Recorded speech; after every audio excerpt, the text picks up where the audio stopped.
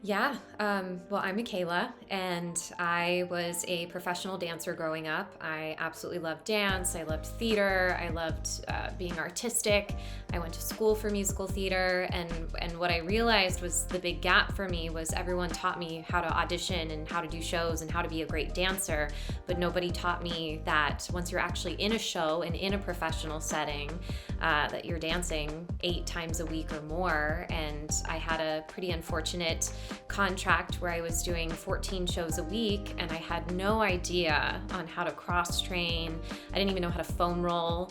I just had no idea what it took to keep my body in alignment to do 10 to 14 shows a week.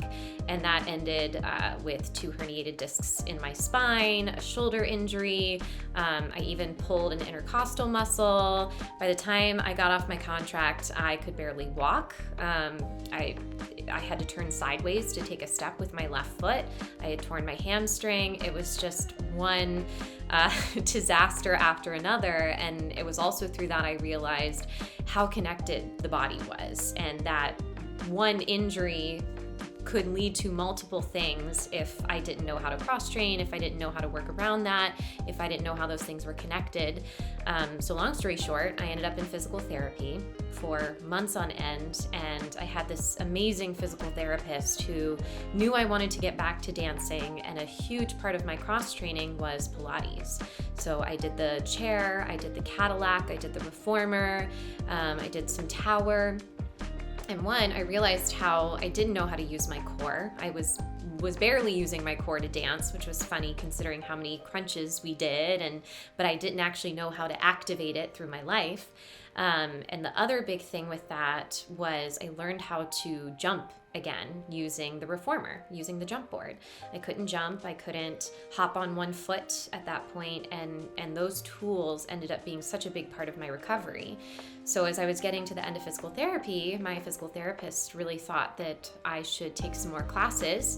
Well, living in New York City, I know Pilates classes are not the cheapest thing in the world, and I remember looking at the classes and thinking, oh my gosh, I probably can't even afford one of these a month, let alone, to go multiple times a week like I had been doing. And a friend of mine at the time was doing a work study Pilates program, a teacher training.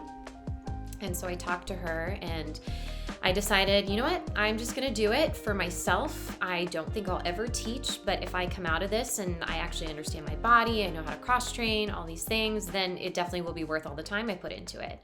And about 3 months into the program, I realized that I could finish the program faster if I started teaching as well, because it was more hours.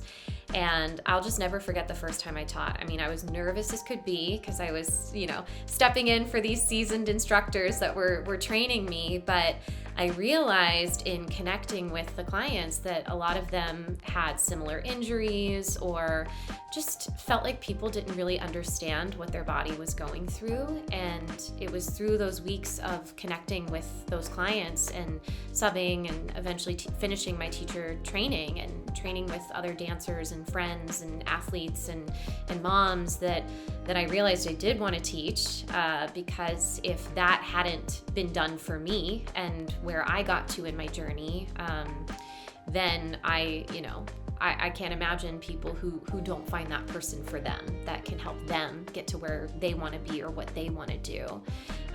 And the other component of that, not just the physical side of things, was just emotionally.